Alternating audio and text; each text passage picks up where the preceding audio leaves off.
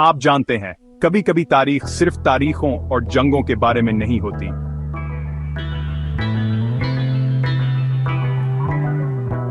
कभी कभी ये एक ऐसे शख्स की हिम्मत के बारे में होती है जो सच्चाई के लिए खड़ा हुआ, चाहे पूरी दुनिया इसके खिलाफ ही क्यों ना हो। आज मैं आपको इमाम हुसैन की काबिल जिक्र जिंदगी के बारे में बताता हूं, एक ऐसी शख्सियत जिनकी कुर्बानी आज भी गूंजती है। इमाम हुसैन पैगंबर मोहम्मद के नवासे 636 ईस्वी में मदीना के मुकद्दस शहर में पैदा हुए। बड़े होकर वो इंसाफ के असूलों से घरे हुए थे, हमदर्दी और सच्चाई। लेकिन उनके लिए जिंदगी आसान नहीं थी। बहुत कम उम्री से ही उन्होंने अपने खानदान को नुकसान और मुश्किलात का सामना करते देखा।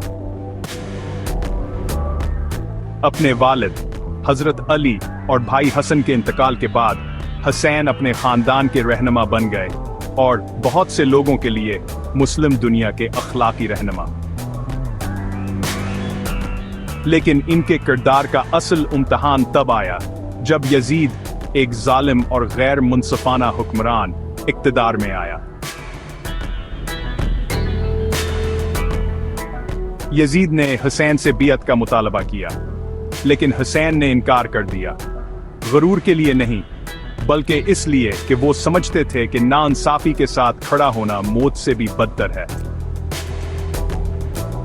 ये वो जगह है जहां कहानी वाकई अफसानवी बन जाती है।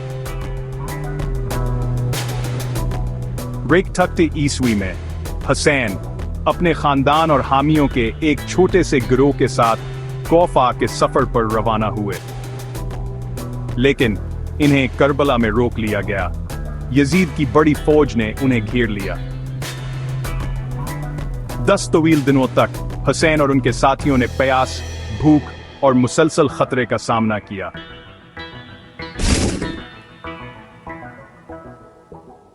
लेकिन हुसैन ने एक बार भी अपने असूलों पर समझौता नहीं किया।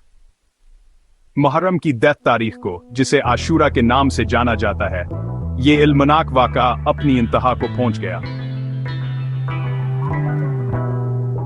हुसैन और उनके साथी तादाद में कम और थके हुए एक एक करके शहीद हो गए।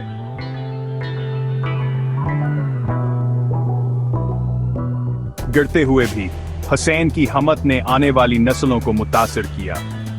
उन्होंने ताकत या जमीन के लिए जंग नहीं की, उन्होंने इंसानियत की रूह के लिए जंग की। इमाम हुसैन की कहानी आज भी लाखों लोगों को क्यों मुतासिर करती है? क्योंकि ये एक याद दहानी है कि एक शख्स का नाइंसाफी के खिलाफ खड़ा होना तारीख का रुख बदल सकता है। उनकी कुर्बानी हर साल मनाई जाती है, न सिर्फ मुसलमानों के जरिए, बल्कि इन लोगों के जरिए भी जो सच्चाई, इंसाफ और सही बात के लिए खड़े होने पर यकीन रखते हैं। तो जब आप हुसैन के बारे में सोचें, तो सिर्फ करबला के अलमिये को याद ना करें, पैगाम याद रखें। कभी भी जुल्म के सामने सर ना झुकाएं, चाहे आप अकेले ही क्यों ना हों। यही इमाम हुसैन की विरासत है।